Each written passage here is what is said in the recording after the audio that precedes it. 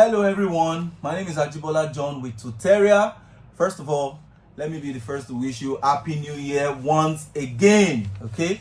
And I want to welcome you to our channel. And of course, I want you to like, share this video with your friends and subscribe to our channel. And don't forget also to hit that notification button so you can be updated with all the necessary information that we share here at Tuteria. Tips about IELTS preparation, test day experiences, and all other relevant informations that you will need. Okay, so now I'm here to take you on a personal journey of my test day IELTS experience.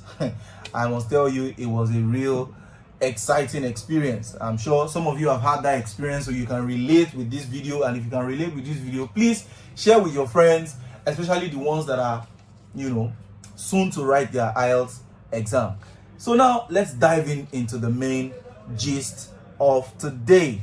All right, so it all began with the that confirmation email that you get from, maybe you registered with British Council or IDP, MOD, whichever one. You're going to get the first thing after your registration is complete, your booking is approved, you will get a notification email of your test day expectations. That email will contain your candidate number, the address of the test center, the test date, and the subjects that you are writing. Sometimes you have to write the speaking first and you come back for the written test, which is listening, reading, and writing. Sometimes you do everything together. So the moment you get that email, that tells you that you've been approved to write the exam.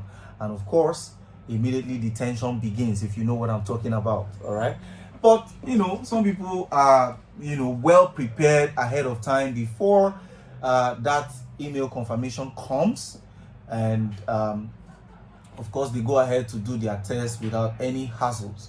But for the majority of people, myself included, at this particular year that I did my IELTS, it was at that time, I think, what year was that? That was 2016 or thereabout that I wrote my IELTS exam.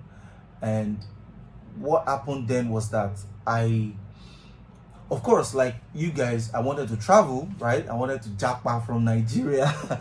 And preliminary research that I did, how do I get out of this country? How do I travel? UK, Canada, all these countries that people have been going to. And I heard that if you want to travel, you have to do IELTS. At that point in my life, that was the first time I was hearing anything called IELTS, International English Language Testing System. I haven't heard about it before. So I didn't know there was anything like a training center. I didn't know there was anything like textbook that you can use to prepare. All preparational. I didn't have any worldly idea about any of those things. So they just told me, if you want to travel, you have to write IELTS. I said, hey, IELTS. So like you, I did the next best thing, right? I went online, Google. Google is your best friend, right? So I went to Google and I typed in, okay, at that time, I only knew that it was British Council that organized the exam. So I typed in on Google British Council IELTS exam, and it gave me a couple of results. And so on there, I saw, how to register, instructions about registration, and some practice materials. So all of my preparation for that IELTS exam at that particular time, that year, right, was basically what I could find through Google and routing me to British Council website. So I did a couple of practice on listening. I did a couple of practice on reading as well. My first practice on reading. I'm sure you can imagine what it was like. It was not good. It was not good. All right, but I did a bit. I did a bit better in listening. But when it comes to writing and speaking, I don't think I even bothered to practice, that much, because at that point in my life, I had been working as an MC. So I was speaking English for a living, all right?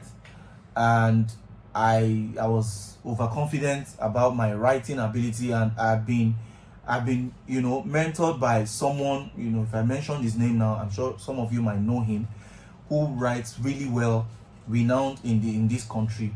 He has been my mentor for years at that point in time. So I felt I was good with writing, and I was really good at speaking. I've been doing MC at events, programs. I've been speaking for a living, earning money to speak, not just as MC, but as public speaker, what you guys call motivational speakers and all that. I've been doing that for years before this particular time that I wanted to write the IELTS. So I didn't bother much with the writing and the speaking module. So I concentrated my efforts, to prepare for on the listening and the reading module. So after my brief preparation, of course, I was anxious about the test date. It was approaching. Every day the test date was approaching. I'd already registered, I paid money, and of course my JAPA expectation was really bugging me, that because they said this is when you write IELTS, you are already one leg outside of Nigeria and you are one leg inside the country. You know what I'm talking about. So IELTS was the gateway between my leaving Nigeria and migrating to the country of my dream and your dream, which is Canada, right? Canada is everybody's dream country.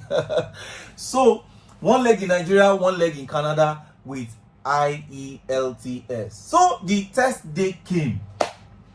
I didn't sleep through the night. I'm sure somebody can relate. I didn't sleep that night.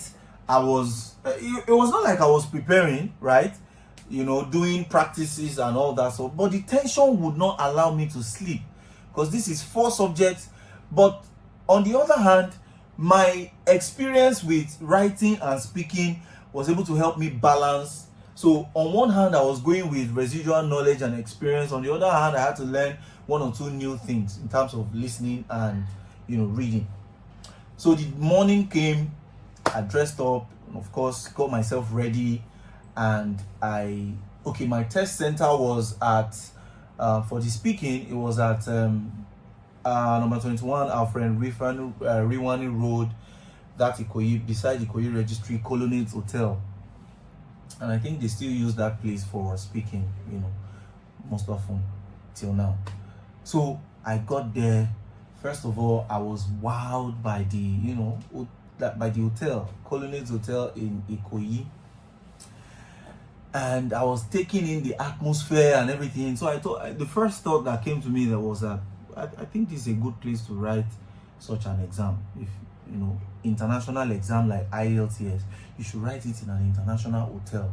It shows that you are ready to japa, right?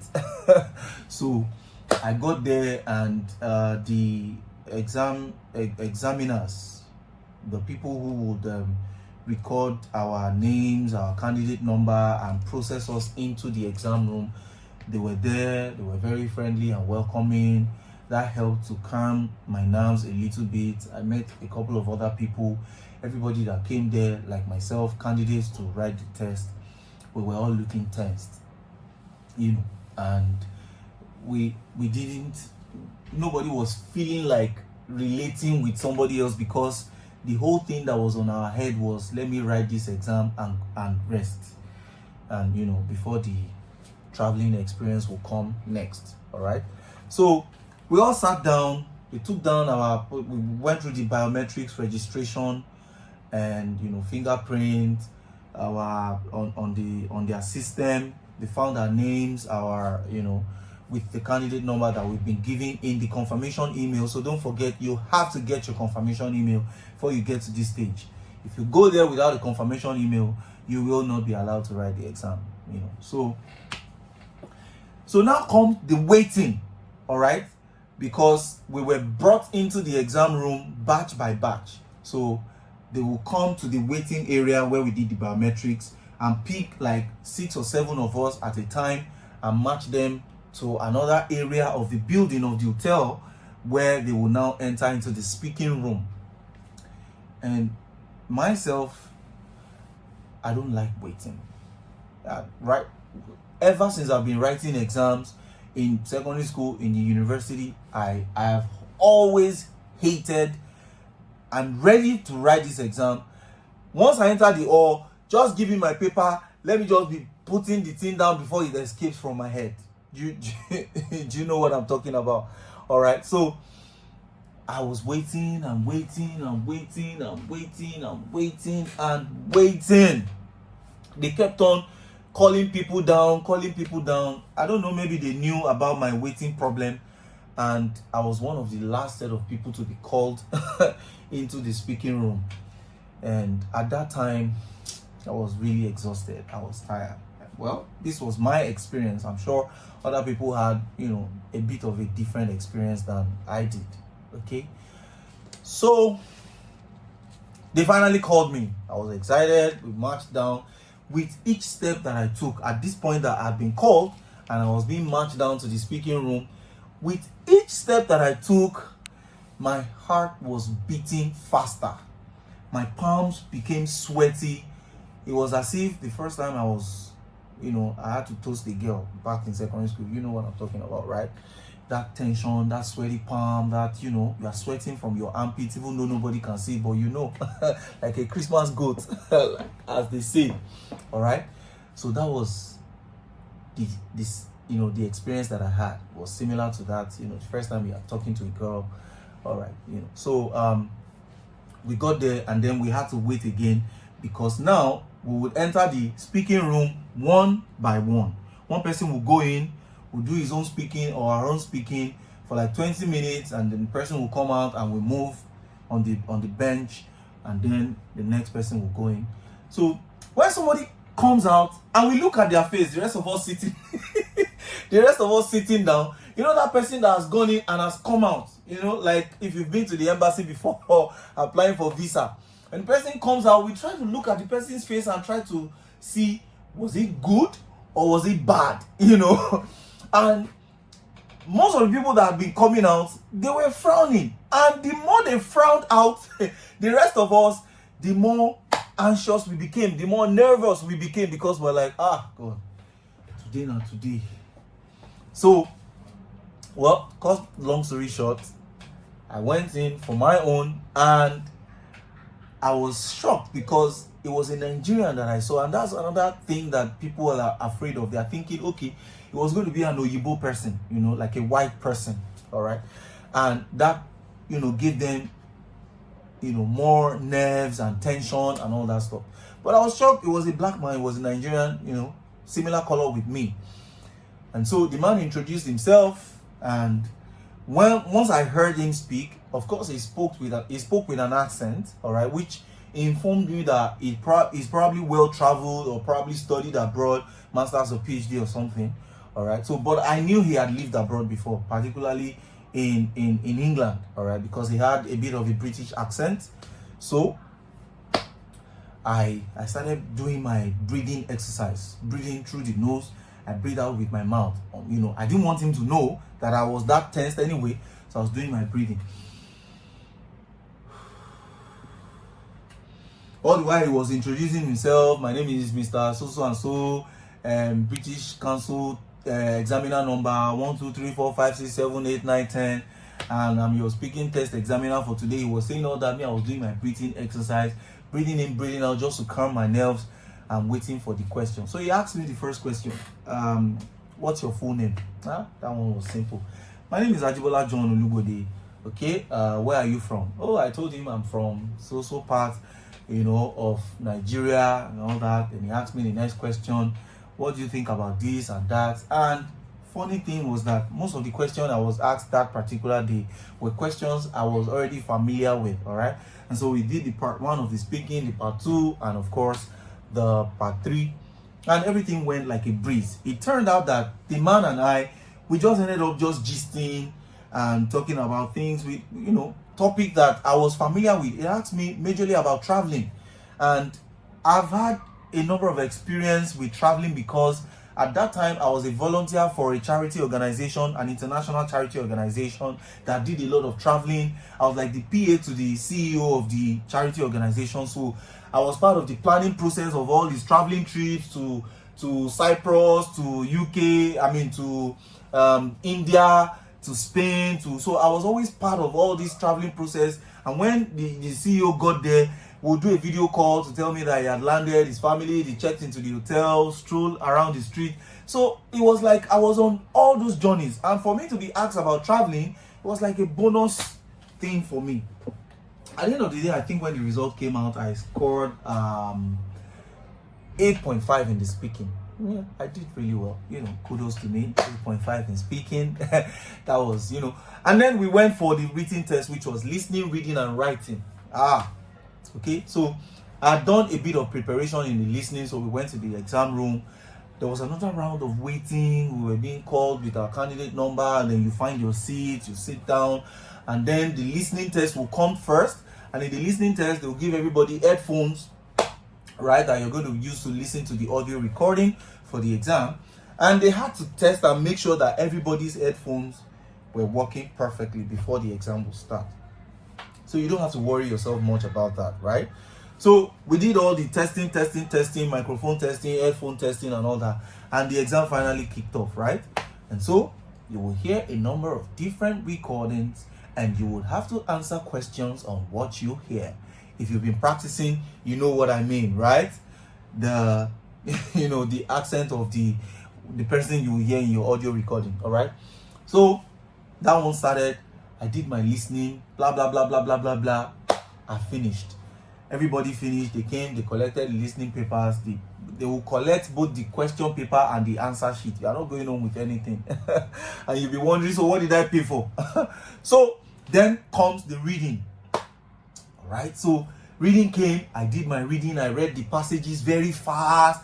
I was answering the question. I was really confident because of the little bit of practice that I had and my own personal experience. Okay, so for someone who worked with an international charity organization, for someone who made a living by being an MC and traveling around Nigeria to do MC at different places, I had to be reading a lot of books. All right, so I felt a bit confident about the reading as well. Okay, so I read my passage very quickly. It was a scientific passage, if I'm remembering correctly. All right, it was a passage about a scientist made a discovery. He traveled so and all that, and then the questions, I answered it. I was shocked. I was just finding the answer.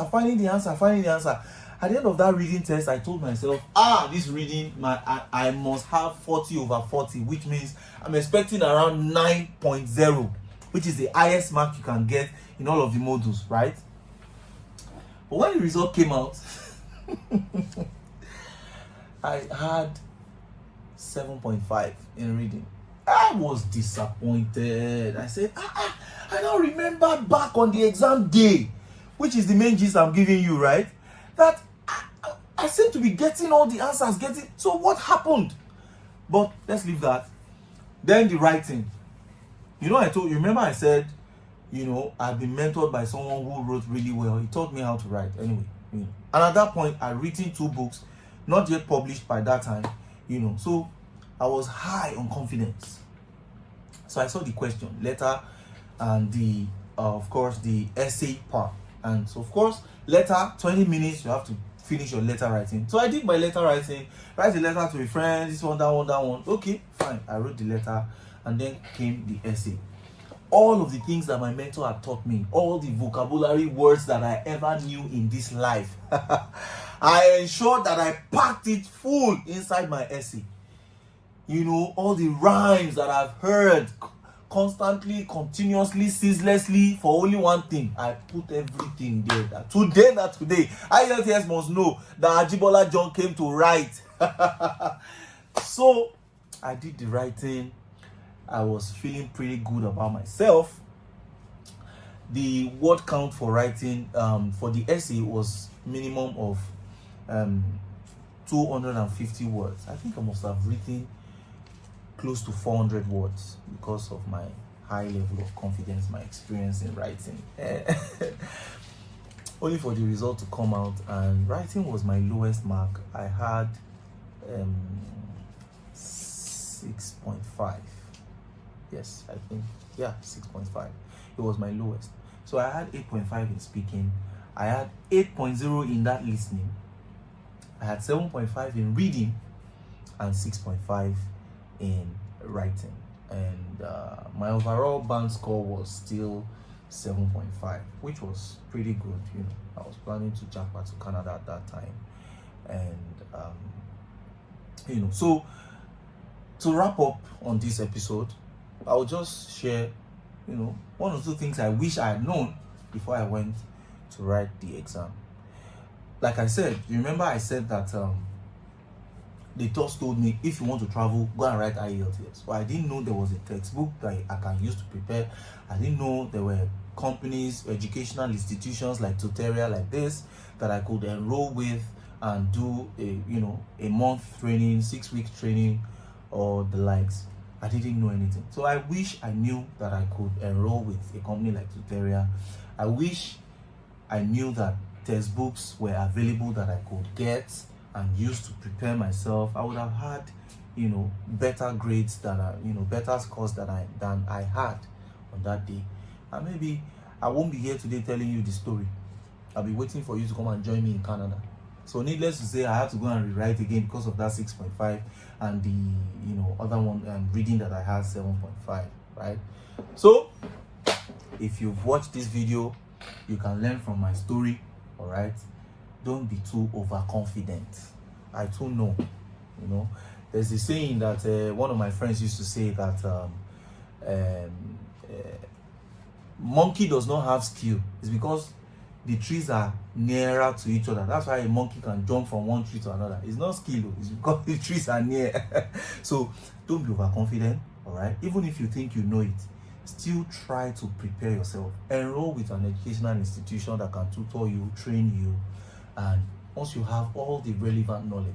There were a lot of things that I could be better prepared with. All right, like how to deal with tension. Some of you might really have the knowledge of the content of IELTS, but nothing will prepare you for what you would experience on that day. The tension, the nerves, that can affect, all right, especially with listening, because you are hearing the audio and you are writing your answers as the audio is playing. It's not that you will hear first, then they will now give you time to go and write your answer and come back, and they will not pause it for you or rewind.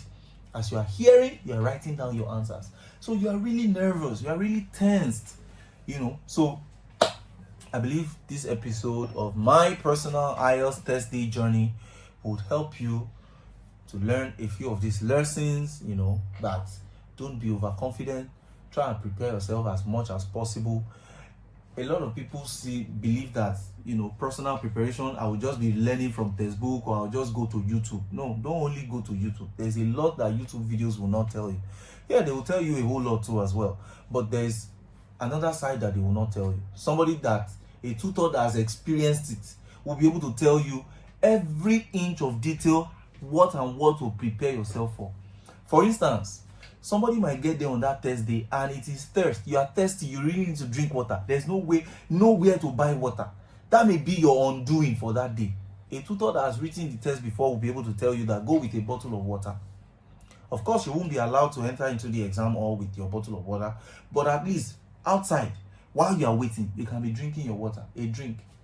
Then another thing that I noticed that happened to me that day was that I didn't eat, tension. I didn't eat anything. I went with empty stomach.